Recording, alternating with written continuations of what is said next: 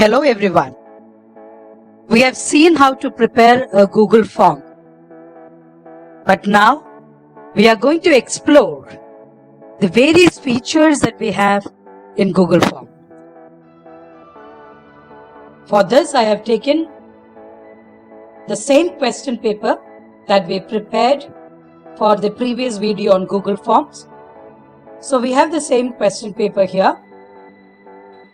We had, looked at how to prepare these questions. Now we are going to see what are the other areas that we could, deal with to make this question paper more interactive.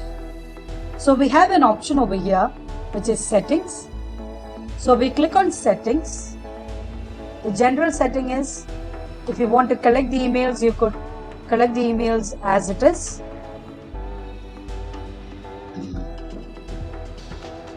And then you could, if the students wish to edit it after submitting, you could edit it, see summary charts and text responses. Maybe you could also check it. But after they submit an answer, they'll be able to edit it. So it's better that we leave it blank.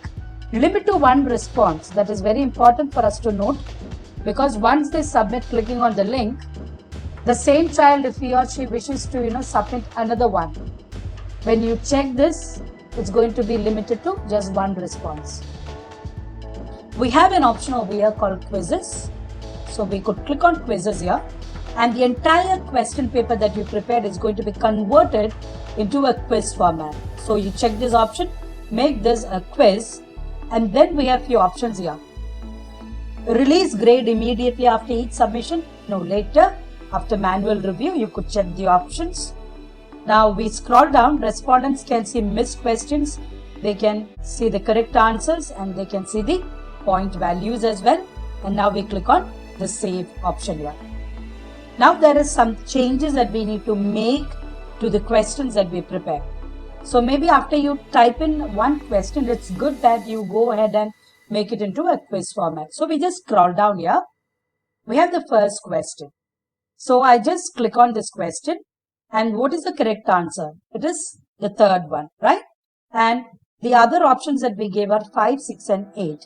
So there is an answer key that we are going to develop here. So we click on this answer key and you're going to add answer as a feedback. So all the other options like 5 was one option, then it was 6 and the other option was 8. Now the correct answer was 7. So we enter that under the correct answer and we click on save. That means the answer is, given here, so that, the students can get it in a quiz format. And please don't forget to tick the correct answer here. So we will have to notify what the correct answer is all about. And then we are going to enter a mark for this question, right? Once you have done all these, we come down and we click on the done option for this particular question. Similarly, for the next question also, we just click on the question. We have the answer key here. So 12 plus 13, right?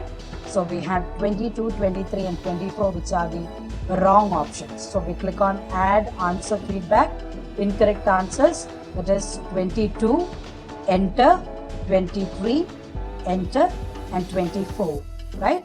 And now the correct answer was 25. You enter that here as well. And finally you click on the save option, right? 22, 23 and 24 are the wrong answers. 25 is the correct answer. And now we need to tick the correct answer as well. Now we scroll down and we click on done. Okay.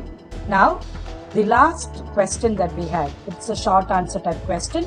Even this also, sorry, we forgot to enter the mark here. So we come back here. There is a mark that you need to enter here. So the points, we're going to enter it as, right? We click on the answer key. Only then you will get to enter the mark if you forget, right? So we'll put it as 2 marks here. We scroll down and we click on done. So that makes it complete. So even if you forget to add the marks, you could come back, click on the answer key and you could edit it and give the marks there. Now over here, this is the third question, right? So it was a short answer. Now I'm going to type in the answer key, add a correct answer. Okay, so it could be TWO2, okay, or it could be number 2 as well. So there are two options that we enter here. So anybody who enters, it is case sensitive. So maybe, we'll put it in these small letters as well. And then add all other answers incorrect, or mark all other answers as incorrect. You check this. So either the answer will have to be TWO2 or just the number 2. Okay. And then we are going to enter the mark as 2 as well. Just remember this. If children are going to type in as capital T and WO2, that answer will be marked as wrong. If you wish to include that also, maybe you could just type in. Okay. So all the other answers other than these will be marked as incorrect. Right. Once you are done with it, you have entered the mark as well. You click on the done option.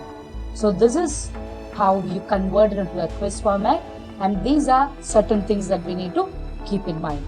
And once we have completed all these, maybe the teachers, if you wish to have a preview, remember it was a settings icon that we clicked in order to convert into a quiz format. We had the option under settings. Now, how does your question paper appear? Right? By default, we have selected that email option. That's the reason why the email appears here. Name of the student, the class, right? If you don't want to, get the email, maybe you could go to the settings and you could just delete that option. So you have the question paper as it is, it will be appearing for the students, right? So students will type in their answers. For example, the division, they would type in their division, and maybe 3 plus 4 is 7. You'll be able to, get the marks here. So we just scroll down further. We have 12 plus 13 as 25. And the final answer maybe, I'll just put it as 2. And I can click on submit. But my email is missing here. So, I'll have to enter my email in order to submit it completely. And even the name also I'll have to enter. Okay. So that is the preview option. Now, we'll just get back. There is another option called customize theme. We click on this. And there is an option called choose image in order to make your question paper more colorful. We have few options here: work and school, illustrations. Maybe when you click on, you will get various other images too. Birthday. There are various themes that are available.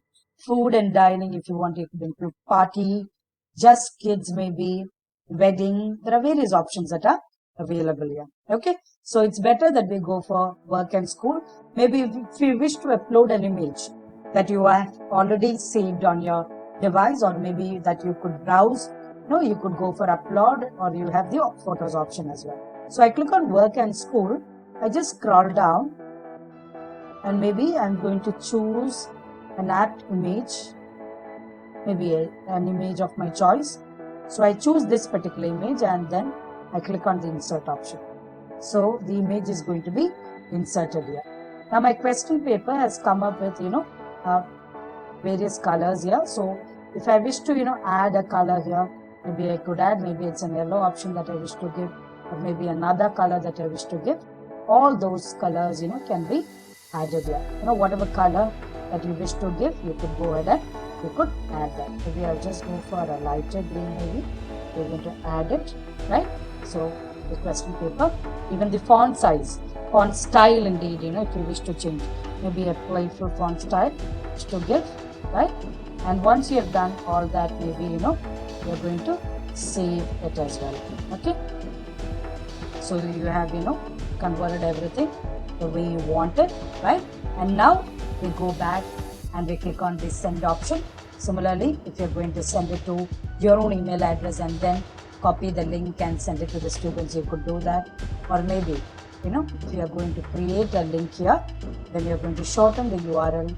You could copy it, and if you want, you could send it to your own email address by clicking on this copy option, and you could send it to the student. So this is the second video on Google Form, wherein we have introduced various other options that we have in the Google Form, which will make your Google Form more colorful.